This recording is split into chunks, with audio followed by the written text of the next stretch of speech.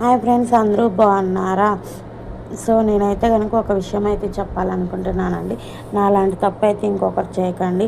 నాకు ప్రెగ్నెన్సీలో అయితే థైరాయిడ్ ఉండిందనమాట. సో తర్వాతకి నేను ఎప్పుడు దాన్ని పట్టించుకోలేదు, అసలు టెస్ట్ చేయించుకోలేదు. ఈ మధ్య ఏదో అదోలా ఉంటే గొంతులో అయితే టెస్ట్ చేయించానండి.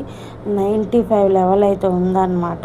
సో దానికోసం నేను ఇప్పుడు 100 mg అయితే వాడాల్సి వస్తుందన్నమాట. సో నాకు చిన్నప్పటి నుంచి కూడా జ్వరం కూడా 2 years 3 years రేర్గా వస్తుందండి.